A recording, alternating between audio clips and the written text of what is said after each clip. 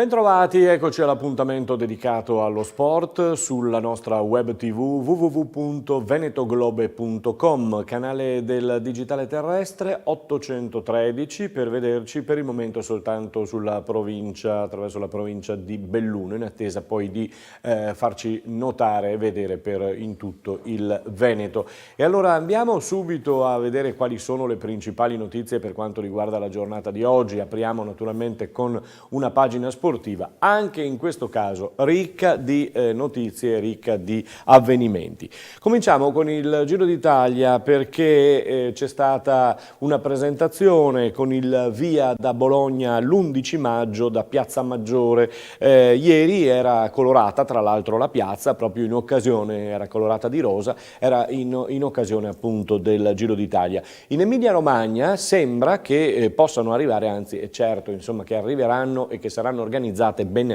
5 tappe del Giro stesso. La Regione ha deciso infatti un pesante investimento. Dal Giro d'Italia al Mondiale di ciclismo, il passo è breve, siamo in Austria, si apre con una medaglia azzurra, tra l'altro nella crono juniores donne Camilla Alessio è stata battuta soltanto dall'olandese Amerlan. Intanto gli azzurri sono in ritiro a Torbole in vista della gara di domenica. Cassani è fiducioso.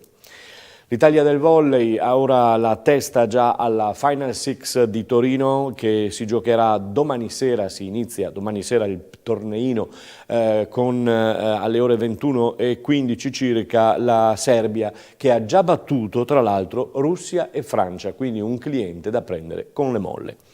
Per il basket nazionale si comincia dalla Supercoppa, sabato e domenica al Pala Leonessa si comincia con Torino-Trento, poi Milano-Brescia, domenica le eventuali e finali naturalmente.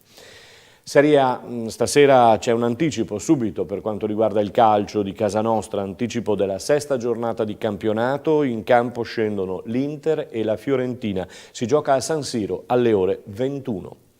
In Serie B tutto normale, assorbita parzialmente la sconfitta in casa Cittadella e nonostante la sconfitta insomma, di domenica il Cittadella è lì nelle posizioni alte della classifica per il momento, al secondo posto con 9 punti, segue il Palermo, mentre davanti al Verona, davanti alla Cittadella e al Palermo troviamo appunto il Verona che si colloca a 10 punti in testa. Da un campionato all'altro c'è anche la Serie C, finalmente è iniziata, nel girone B si giocherà domani con Pordenone Virtus Verona, Vicenza Rimini, Triestina Ravenna, queste le squadre venete e friulane naturalmente impegnate nella Serie C girone B. Nell'altro girone invece quello che inserisce la Juventus Under 23, perché ne parliamo? Perché è guidata dall'ex tecnico del Mestre, della Sacilese, del Pordenone Mauro Zironelli, che ha perso tra l'altro ieri sera nell'anticipo contro la Carrarese e ha perso piuttosto severamente per 4-0. La Serie D vede il Montebelluna vittorioso, domenica ce l'ha fatta a battere il Chions, la matricola è stata regolata per 2-0 e ora punta decisamente alla prossima giornata e a continuare questo passo. La trasferta è di quelle però insidiose nel bellunese a Feltre contro l'Union Feltre. Este al comando in questa Serie D con 6 punti con il Campo d'Arsego, mentre il Montebelluna rimane a centro classifica con 3 punti per il momento.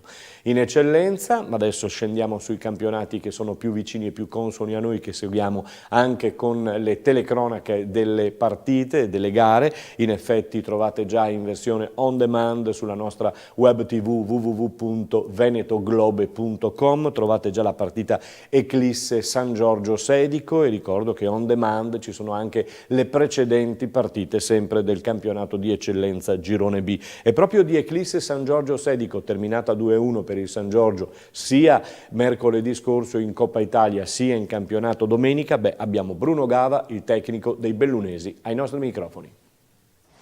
Siamo con Bruno Gava al termine di questa partita 2-1, risultato uguale a quello di Coppa, però qui conta qualche cosina in più, se può essere i 3 punti importanti per questo campionato. Sì, per noi era importante far punti su un campo difficile e penso che il risultato sia giusto, anche perché l'abbiamo lasciati 10 minuti di secondo tempo alla squadra avversaria, che abbiamo perso un po' il campo e loro ci ha messo un po' in difficoltà, però dopo penso che a fine della fiera abbiamo meritato il risultato, abbiamo creato delle ottime occasioni, abbiamo preso una traversa e niente, andiamo avanti settimana per settimana. Mercoledì sera dicevo che quando riuscite a partire con il gioco in velocità innescate veramente, mettete paura. No, paura no, io quando partiamo in velocità ho dei giocatori di qualità che sono molto bravi, ne sono molto bravi con palla al piede, hanno qualità tecniche elevate e dobbiamo sfruttare un po' di più queste nostre qualità che abbiamo, soprattutto nel reparto offensivo, perché tra Radezza, Marcolini, Ivo Bel, Pilotti, secondo me sono dei buoni giocatori. Ho visto che nel primo tempo ti sei arrabbiato un po' perché il centrocampo forse con chi ce l'avevi? Con Scrocaro, che ancora non aveva trovato bene la posizione?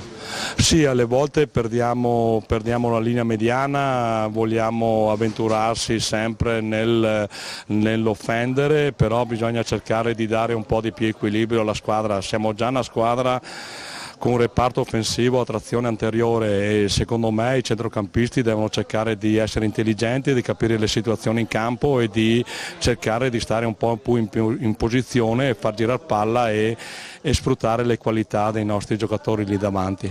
Quelli che dicevano che il San Giorgio era una buona squadra ed era lì per giocarsela, non hanno tutti i torti adesso. No, ma siamo appena all'inizio, abbiamo fatto 3 partite, noi abbiamo una buona squadra, però è inutile a far pronostici o pensare di essere bravi. Questo qui è un campionato difficilissimo, è un campionato con delle squadre attrezzate, non mai come quest'anno, addirittura ci sono 6 squadre che si allenano il pomeriggio e secondo me si vedrà più avanti dopo 10-12 partite dove le squadre dove possono mirare a chi a vincere e chi a non entrare nei play-out. Certo che l'area di Belluno ti porta bene, tu ti fa bene.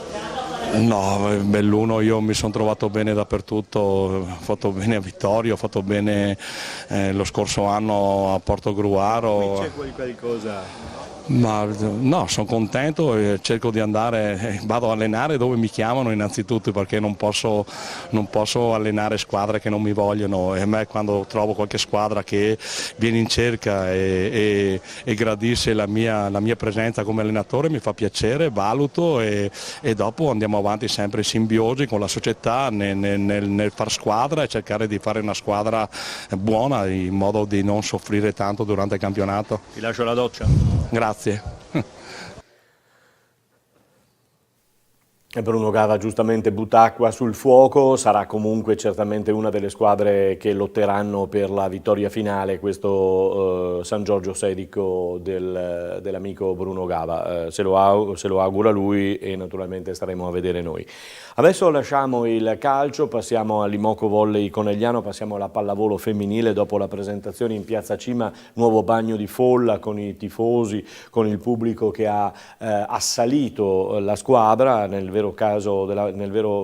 senso della parola.